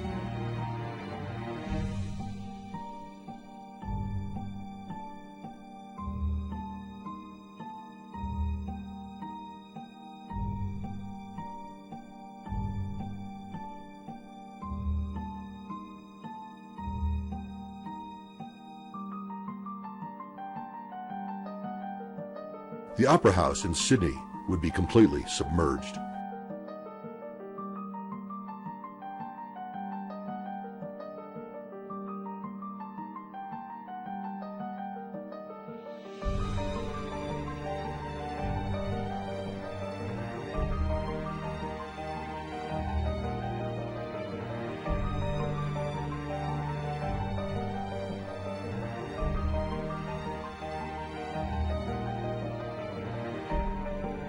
Property values within Hong Kong would continue to rise.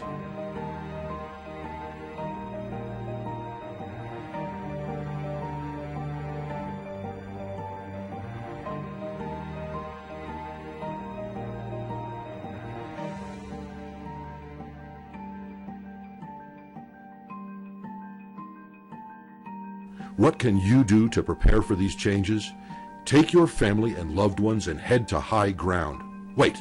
First, buy Rockware products and then head to high ground.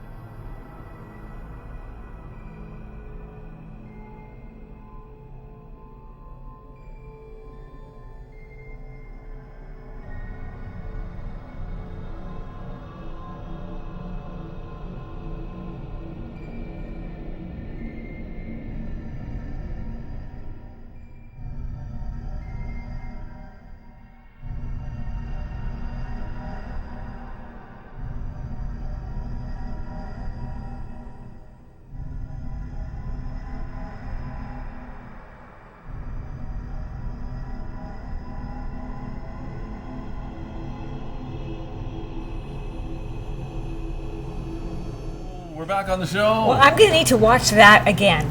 But 'Cause just I be didn't careful. understand. It's And July. There's only half a month left. 23rd, 24th, 25th, and I think 26th. So maybe next week we won't be having a show.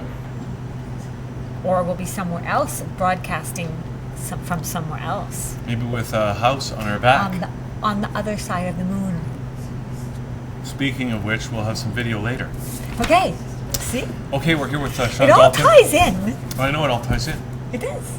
Because of the synchronicity. The synchronicity factor. And speaking of synchronicity, we've got Sean Dalton here. Sean, always good to have you on the show. Hey. Now, what are we talking about today? Canada's Broken Mosaic, the Literary Critics and Multiculturalism Part 3. Right. Because it was so heated the last time. It was. I'd like to start by finishing off the Marvin course thing. So I was going to finish it. I just said, this is part of my book. It's a little bit. This is from your book? Yeah. Okay. And I said, what would have happened if the Toronto 17 had indeed beheaded the Prime Minister? Imagine what would have happened. Celebrations across the country. Yeah, most Canadians can't even imagine what that would be like. It's too horrifying of a reality to contemplate. There would surely be lots of anger coupled with sadness and grief. Marvin Court should do the right thing and denounce multiculturalism and encourage interculturalism instead. That way, everyone shares the same values and belongs to the same Canadian family. Social solidarity is better than tribal division any day. This all sounds like good old common sense. It's because it is. And there's that word again that you coined, interculturalism. Yeah, interculturalism. Right? Which is... It's a great word. Quebec practices. Arun Siddiqui wrote an article criticizing Quebec of their intercultural policy. He complained that when you go to Quebec, you have to be one of them and learn French and speak French, and your sign has to be in French, and you have to be a part of the Quebec family. And they vote as a bloc. I mean, they gave the NDP 59 seats in the last election, thereby giving the NDP a second place in the federal election for the first time in history. So Quebec's got a lot of power because they work together, right? Isn't that what the U.S. does too? Absolutely. The U.S. is divided right now between Republicans and Democrats, and it's so divided that they can't, figure out anything. And Minister Kenney, who just got moved in a Harbour cabinet shuffle recently. I heard can't remember that. what the name of the new immigration minister is because I just forgot.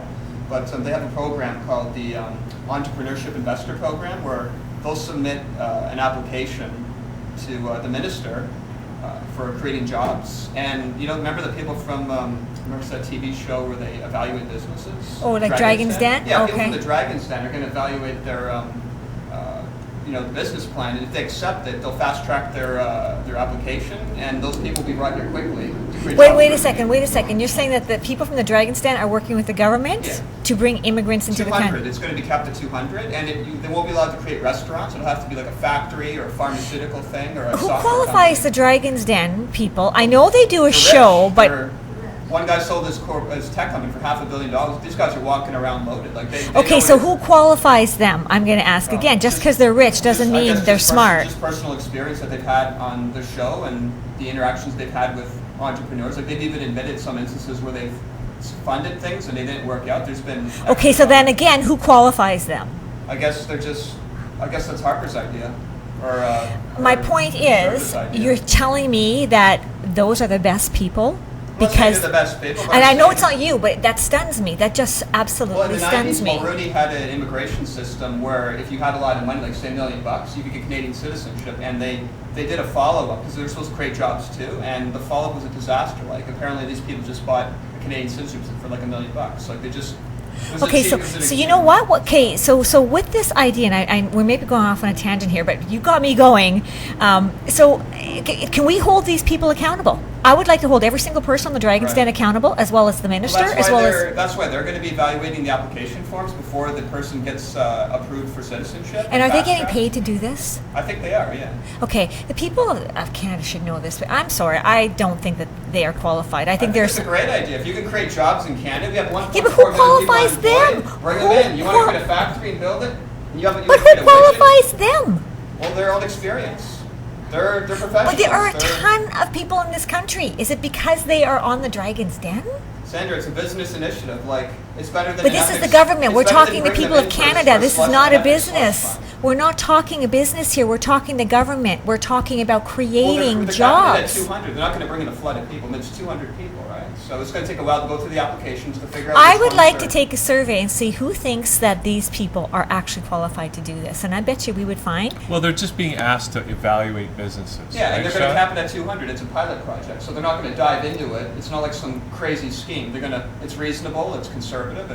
And arguably, they are more qualified than people who have never had a successful business to to evaluate once every day, every 5 days a week. Okay, you know what? You may as well just get Donald Trump on there. Like, really. Seriously. Because they're the versions of Donald Trump. He's not Canadian. You may as well get the National Enquirer on it. The last show we talked about, you mentioned that, we don't think we're good enough, for our identity.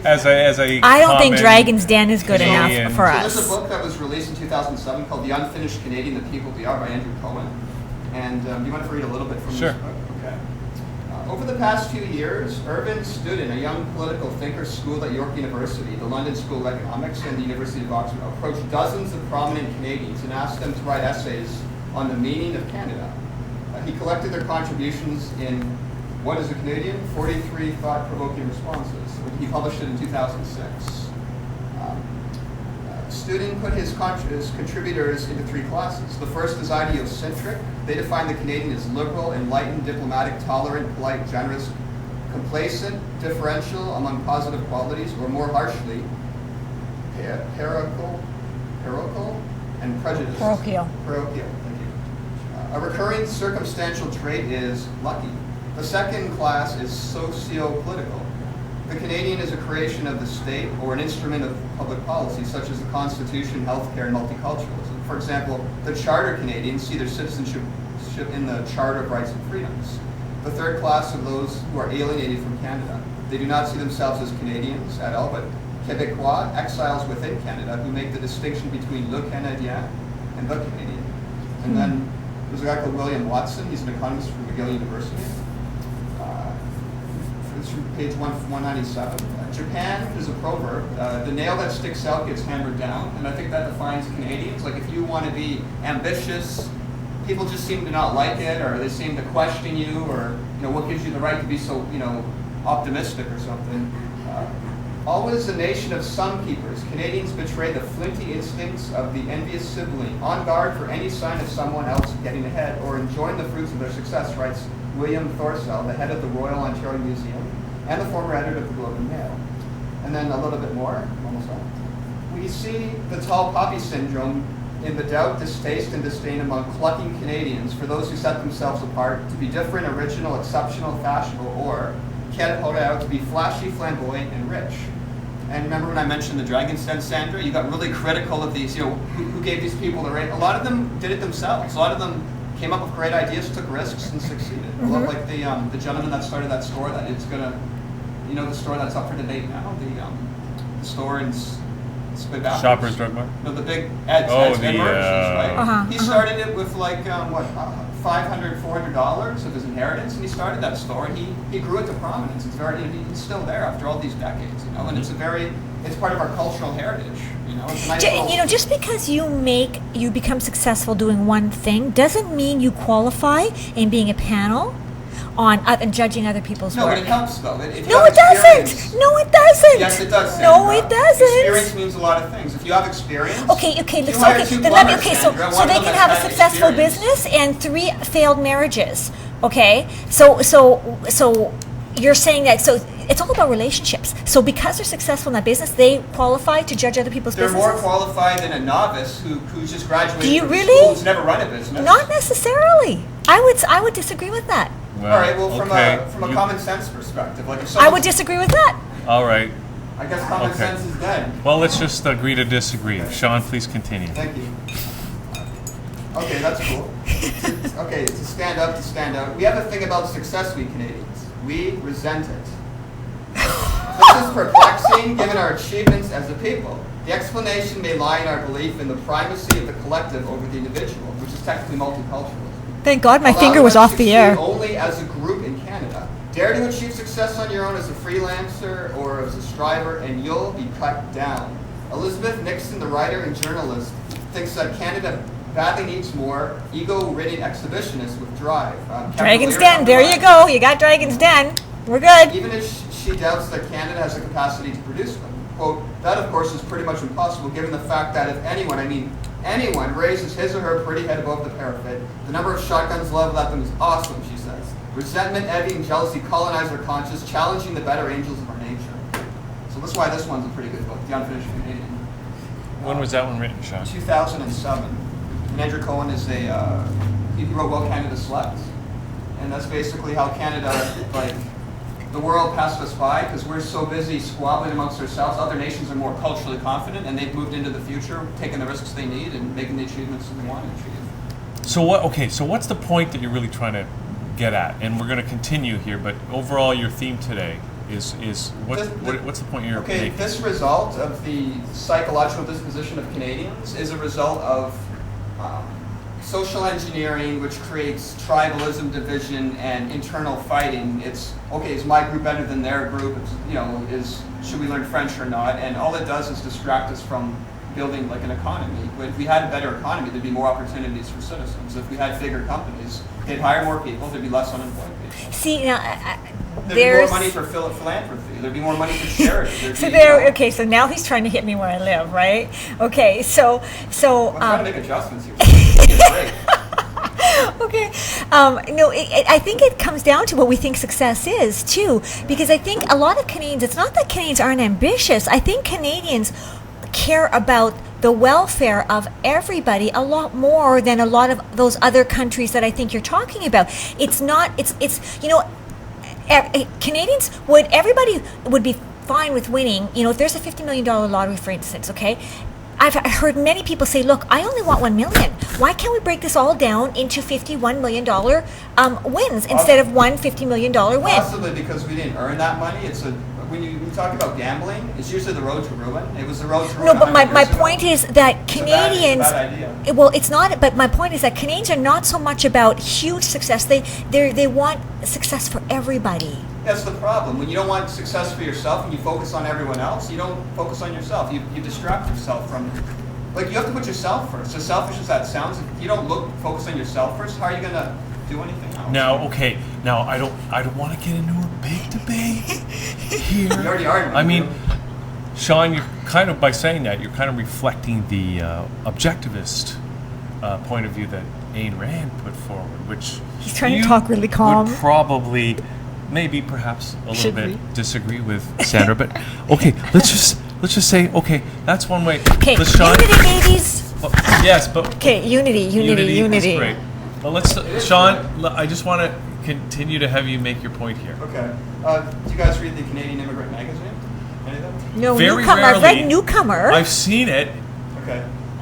I see lots of ads for it this is what happens programs for them. For the group rights, okay? This May 2013, the Canadian Immigrant Magazine. This was written by Basiki Roy, and apparently Hanoush Abbasi is literally driven. When Iranian-born Hanoush Abbasi realized there was a lack of children's books in various native languages, she, along with a friend, saw a great business opportunity. So they opened a multilingual bookstore for kids. Rainbow Caterpillar Bookstore at 165 Lauder Avenue is the first store of its kind in Toronto. And the book industry in general, the English bookstores, I go to lots of them, and I've talked to the owners of a lot of them, and some of them, especially the smaller ones, young in college, they've been there for like over 2-3 decades. They're having economic issues. Mm-hmm. And I went up north to Peterborough where I bought that Ludor Zinc book on Trudeau. Yeah. Even they're complaining about the lack of... Well, that's a long-term problem. But people are reading less. Imagine trying to sell books to like people of different languages. Like, it's hard enough selling to English speakers. So she said, I arrived in July 2000. The first few months felt like a vacation. Hotel Canada. And I spent a lot of time discovering things. Moving to a new country is always scary because you have to learn how everything works. There's a new language, new systems, and new routines. Rainbow Caterpillar was born when Happy started to look for children's books for her daughter, Stella, in different languages, but they were not easy to find. In 2010, Happy and I started the bookshop to bring the children's books, toys, and games in other languages from around the world to help parents to preserve their mother language. She offers languages such as children's books in French, Italian, Spanish, Portuguese, Farsi, Arabic, Chinese, and many more. And she said, research has shown that kids learn English more quickly and efficiently if they maintain and develop their proficiency in the mother tongue. That's not true. Like, based on my research, English is the most multidimensional language on the planet. If you know it, it's actually easier to learn other languages than vice versa. Is that right? It is. Oh. You know. So the child's first language is critical to their identity, and that's true too. The language you speak defines your cultural identity. It's the way you look at the world. It's the way you see things. It's the cultural capital you have between citizens. It's a glue that holds you and everyone else in society together. Maintaining this language helps the child value their culture and heritage. In other words, some other culture besides Canada or heritage. We will soon have Japanese, Hungarian, Greek, and hopefully more South Asian languages. We're working very hard to find the right publishers abroad. In other words, they're not making the product here, they're making it somewhere else. Someone else is making money over there, and they're bringing it into the free trade agreement or whatever.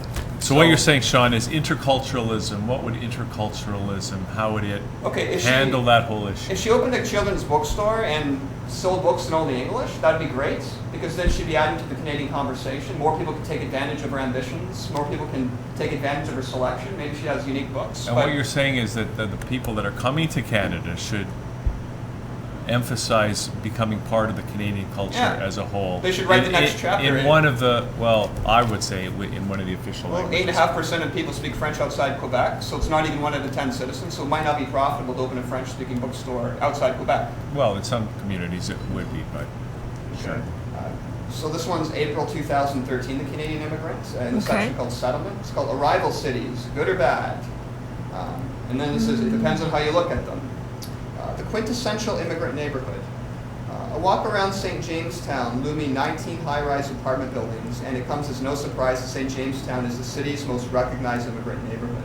As Canada's most populated community and one of the most densely populated neighborhoods anywhere in North America, there are officially 17,000 people who live in St. Jamestown, with residents stating that the figure is closer to 25,000. Wow. The majority of residents are recently arrived immigrants. 64% of the population is made up of immigrants, many of whom have arrived in the last 5 years.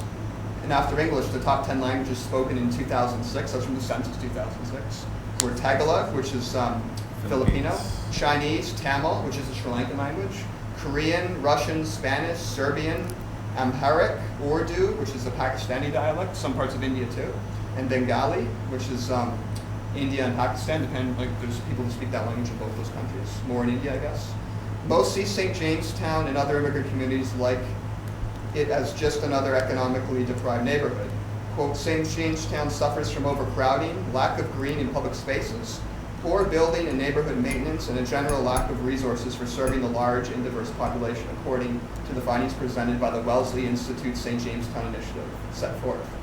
St. Jamestown is also considerably poor. The incidence of low income is above that of the city of Toronto. In the case of families, the incidence of low income is more than double the rate of the Torontonian families. Unemployment is higher than in the rest of the city. And then there's a contradictory statement by Doug Sanders, who wrote a book called Myth of the Muslim Tide. He also wrote a book called Arrival Cities. Here's what he said. Depending on how you view it, immigrant neighborhoods are either a successful antechamber, waiting room for urban life, or a place of dangerous isolation and poverty.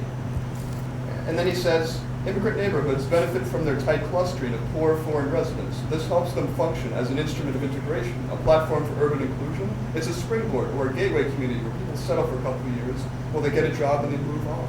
Immigrant neighborhoods appear unchangingly poor and segregated only if you fail to observe the trajectory of each resident, and for half a century those trajectories have generally been upward, writes Sanders.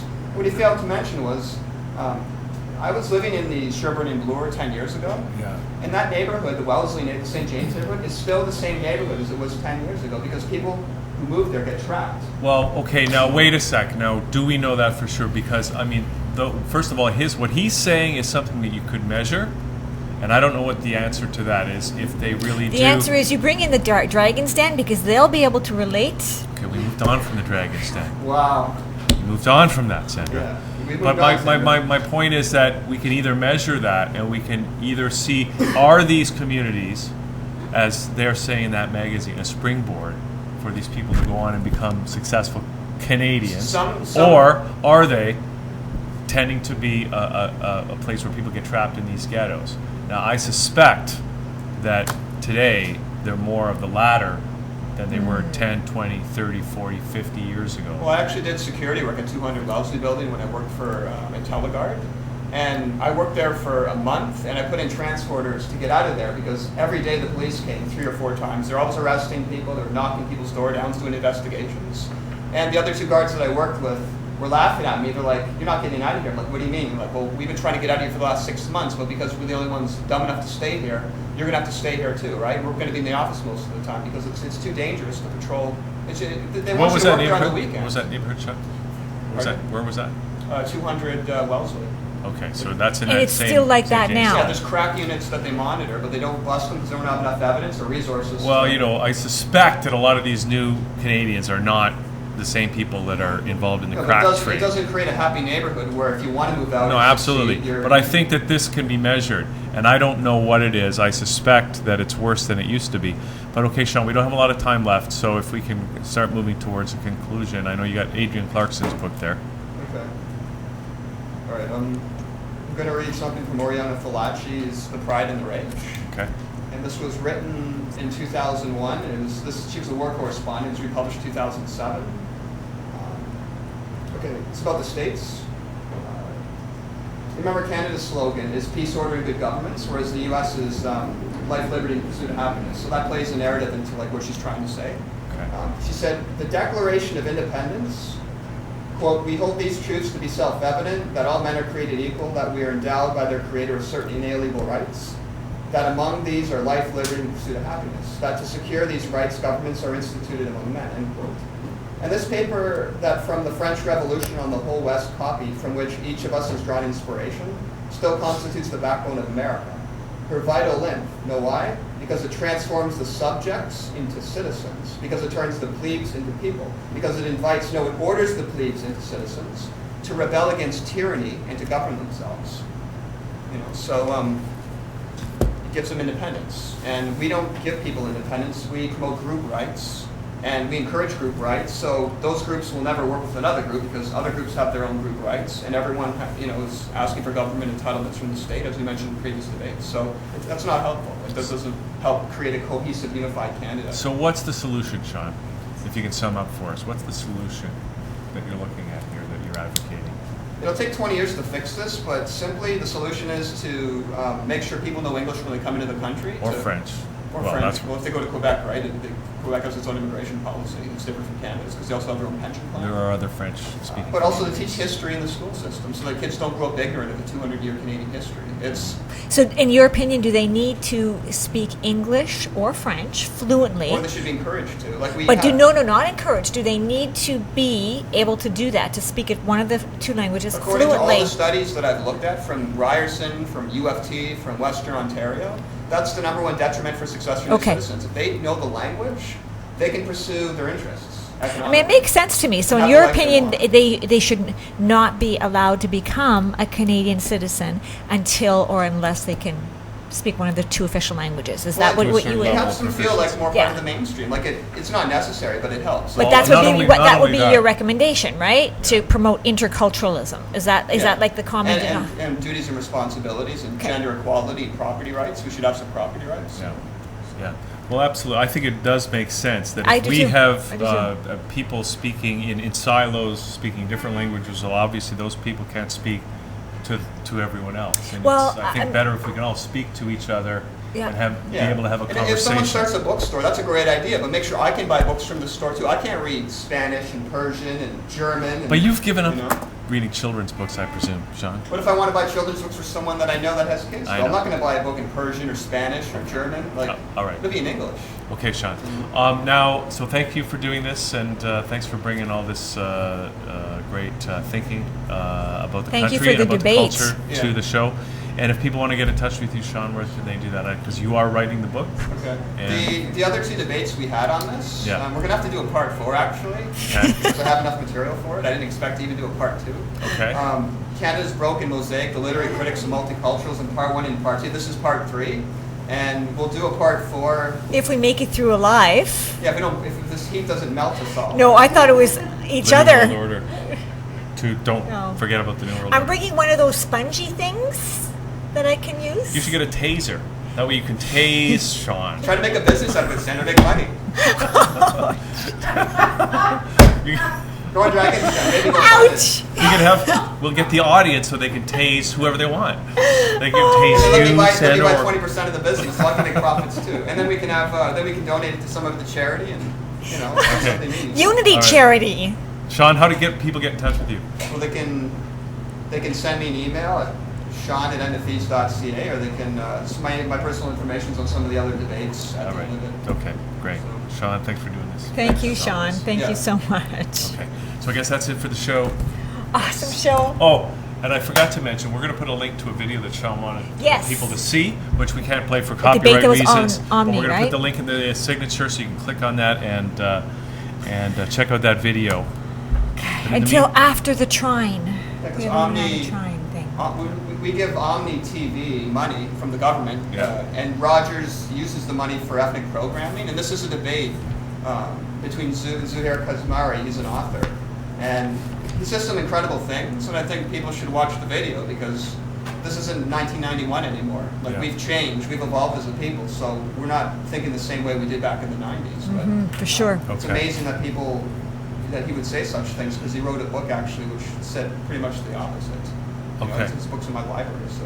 Okay, Sean. All right, so we'll put that link in the description, people, so you can click on that. In the meantime, we've learned through our contacts that they have discovered an alien power plant on the moon, and we've got video to prove it. I So would let's like to watch know that. what language they speak and if they have interculturalism issues. They are probably reptilians, so they speak the same language as the Queen.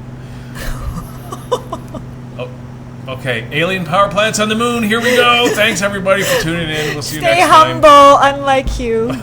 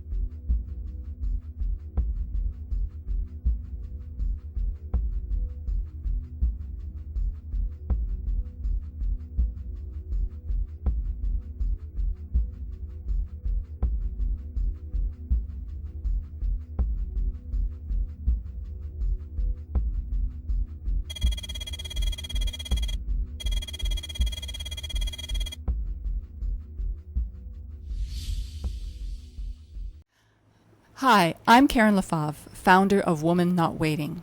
If you are passionate about our planet, if you're ready to accept and forgive your part in the global environmental crisis, if you're not sure what to do next, but are not waiting for someone else to act, then I want to hear from you.